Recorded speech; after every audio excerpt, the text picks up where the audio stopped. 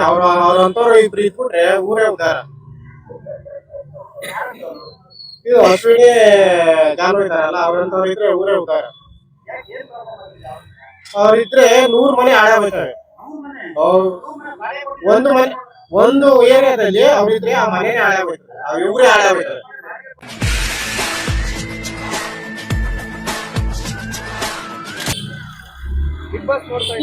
ನೋಡ್ತಾ ಇದೀನಿ ಸರ್.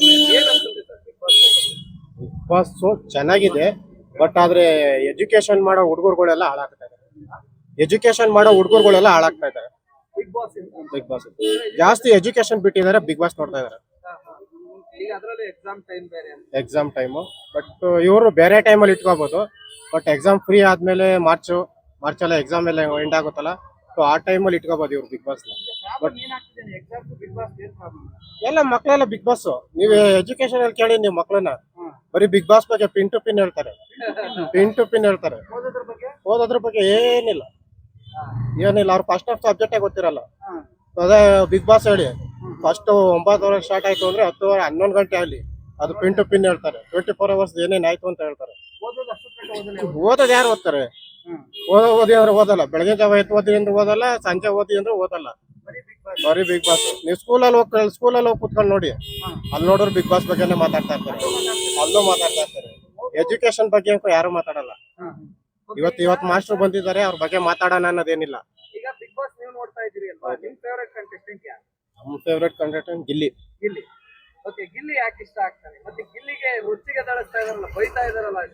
ಅವನು ಎಷ್ಟೇ ಬೈದ್ರು ಅವ್ನ ತಂದಲ್ಲಿ ಅವ್ನು ಬಿಟ್ಕೊಂಡ್ ಕೊಟ್ಟಿಲ್ಲ.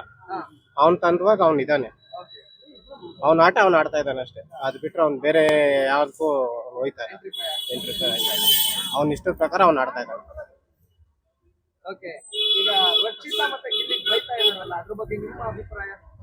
ರಕ್ಷಿತಾ ಗಿಲ್ಲಿಗ ಯಾರು ಬೈತಾ ಇರೋದು? ಅವ್ರು ಅದೇನೆ, ಅವ್ರಂತವ್ರು ಇಬ್ರು ಇದ್ಬಿಟ್ರೆ ಊರೇ ಉದ್ದಾರ. ಇದು ಅಶ್ವಿನಿ ಜಾನು ಇದಾರಲ್ಲ, ಅವ್ರಂತವ್ರು ಇದ್ರೆ ಊರೇ ಉದ್ದಾರ. ಅವ್ರಿದ್ರೆ 100 ಮನೆ ಹಾಳಾಗೋಯ್ತವೆ. ಒಂದು ಏರಿಯಾದಲ್ಲಿ ಅವ್ರಿದ್ರೆ ಆ ಮನೆನೇ ಹಾಳಾಗೋಯ್ತದೆ, ಆ ಊರೇ ಹಾಳಾಗೋಯ್ತದೆ. ಕೊಟ್ಟಿರೋದು ಏನ್ ಪ್ರಯೋಜನನೇ ಇಲ್ಲ. ಊರೇ ಉದ್ದಾರ. ಅದ್ ಸಂಸಾರ ಹಾಳಾಗದೆ ಅಂತವ್ರಿಂದಾನೆ. ಹೌದು. ಅದೇನೆ ಇಂಥವ್ರಿಂದ ಹೋಗಿರೋದ್ರಿಂದ ಇಂಥವ್ರನ್ನೆಲ್ಲ ಬಿಗ್ ಬಾಸ್ ಇಂದ ಫಸ್ಟ್ ಆಚೆ ಹಾಕ್ಬೇಕು. ಅದೇ ಅಂತವ್ರನ್ನೇ ಅವ್ರು ಸೆಲೆಕ್ಟ್ ಮಾಡ್ತಾ ಇದಾರೆ. ಅಂತವ್ರನ್ನೆಲ್ಲ ಬಿಗ್ ಬಾಸ್ ತೆಗ್ದಾಕ್ಬೇಕು. ಅವ್ರಿಗೆ TRP ಬೇಕು ಬಿಗ್ ಬಾಸ್ಗೆ, ಅದಕ್ಕೆ ಆತರ ಮಾಡ್ತಾ ಇದಾರೆ. ಅವ್ರಿಗೆ TRP ಬೇಕು ಅನ್ನೋದಾದ್ರೆ ಕೂಲಿ ಕಾರ್ಮಿಕರು ಕರ್ಕೊಂಡು ಹೋಗಿ ಬಿಡ್ಲಿ ಒಳಗಡೆ, ಅವ್ರ ಆಟಗಳು ಆಡ್ಲಿ, ಅವಾಗ ಓಕೆ. ಅವ್ರು ಕರ್ಕೊ ಬರೋದು ಎಲ್ಲಾರು ದೊಡ್ಡವ್ರನ್ನೇನೆ, ಎಲ್ಲಾ ಸೆಲೆಬ್ರಿಟಿ ಬಿಟ್ಬಿಟ್ಟು ಕರ್ಕೊ ಬನ್ನಿ. ಬರೀ ಜಗಳ ಆಡೋದನ್ನ ನೋಡೋದನ್ನ ಕೇಬಲ್ ಟಿವಿ ಚಾರ್ಜ್ ಮಾಡ್ಕೊಂಡಿರೋದು, ಮಕ್ಕಳಿಗೆ ಆಟ ಆಡೋದ ಗೇಮ್ ಆಡಿಸ್ಬೇಕು. ಬಿಗ್ ಬಾಸ್ ಕರೆಕ್ಟ್ ಗೇಮ್ಗಳು ಕೊಡೋದನ್ನ ಬರೀ ಜಗಳ ಆಡ್ತಾನೆ ನಿಂತದಲ್ಲ. ಅವ್ರು ಜಗಳ ಆಡಿದ್ರೆ ತಾನೇ TRP ಬರೋದು. ಜಗಳನೇ ಆಡಿಲ್ಲ ಅಂದ್ರೆ TRP ಎಲ್ಲಿಂದ ಬರುತ್ತೆ?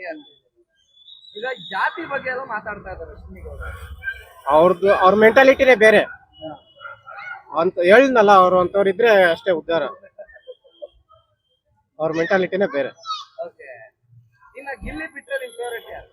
ಈಗ ರಘು ಬಂದಿದಾರಲ್ಲ, ರಘು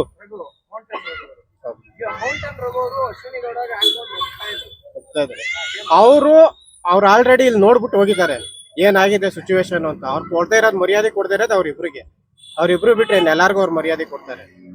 ಹಾಗಾಗಿ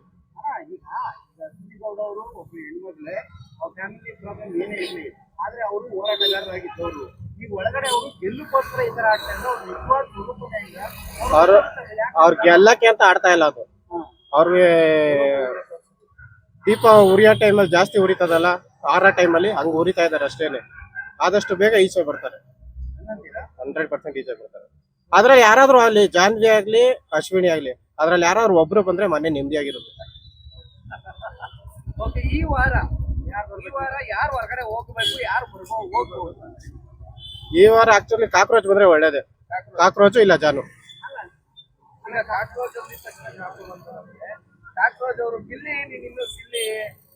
ಅವ್ರದ್ದು ಅದು ಹಂಗೆ ಪ್ರಾಸಪ್ರದ ಬರ್ತಾ ಇರುತ್ತೆ. ಪ್ರಾಸ ಅವ್ರು ಅವಾಗಿಂದಾನು ಪ್ರಾಸ ಮಾಡ್ಕೊಂಡೇ ಬರ್ತಾ ಇದ್ದಾರೆ.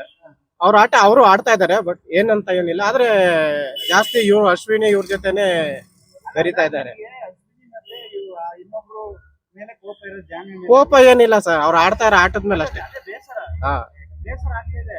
ಆ ಬೇಸರ ಆಗ್ತಿರೋದ್ರಿಂದ ನೀವು ಅವ್ರ ಮೇಲೆ ಹೇಳ್ಬೇಕು. ಆದ್ರೆ ಹೋಗಿ ನೀವು ಕಾಕ್ರೋ ಸುದ್ದಿ ಅವ್ರ ಎಂತ ಒಳ್ಳೆ ಆಕ್ಟ್ರು ಆಕ್ಟ್ರು ಏನಿದ್ರು ಆಕ್ಟರ್ ಅಷ್ಟೇನೆ. ಬಟ್ ಇಲ್ಲಿ ನಿಜ ರೂಪ ತೋರಿಸ್ತಾ ಇದೆ, ಅವ್ರ ನಿಜ ರೂಪ ತೋರಿಸ್ತಾ ಇದೆ. ಆದ್ರೆ ಅವ್ರು ಏನ್ ಆಟ ಆಡ್ಬೇಕು ಅದನ್ನ ಆಟ ಆಡ್ಬೇಕು. ಇವ್ರು ಜಾನು ಇವ್ರು ಅಶ್ವಿನಿ ಅವ್ರ ಜೊತೆ ಸೇರ್ಕೊಂಡು ಅವ್ರು ಸುಮ್ನೆ ಆಟ ಆಡ್ತಾ ಇಲ್ಲ, ಅದು ಬಗೆಟ್ ಹಿಡಿಯೋ ತರ ಆಡ್ತಾ ಇದೆ. ಅಶ್ವಿನಿ ಅವರು ಜಾನು ಅವ್ರ ಮೇಲೆ ಜನ ಕಂಪ್ಲೇಂಟ್ ಮಾಡ್ತಾರೆ. ಯಾಕೆ? ಅವ್ರು ಆಡ್ತಾ ಇರೋದು ಹಂಗೆ ತಾನೆ. ಅವ್ರು ಒಬ್ರಿಗೆ ಅಂತ ಏನಿಲ್ಲ, ಇಡೀ ಬಿಗ್ ಬಾಸ್ ನೋಡ್ತಾ ಇರೋ ಎಲ್ಲಾ ಜನಗಳಿಗೂ ಅವ್ರು ಯಾರು ಕಂಡ್ರು ಆಗಲ್ಲ. ಯಾಕಂದ್ರೆ ಅವ್ರು ಆತರ ನಡ್ಕೋತಾ ಇದಾರೆ ಮನೇಲಿ. ಅಕಸ್ಮಾತ್ ನಾಳೆ ನೆಕ್ಸ್ಟ್ ವಾರದಲ್ಲಿ ಜಾನು ಮತ್ತೆ ಅಶ್ವಿನಿ ಅವರು ಹೊರಗಡೆ ಹೋಗ್ಬಿಟ್ರೆ ನಿಮ್ಗೆ ಏನ್ ಅನ್ಸುತ್ತೆ?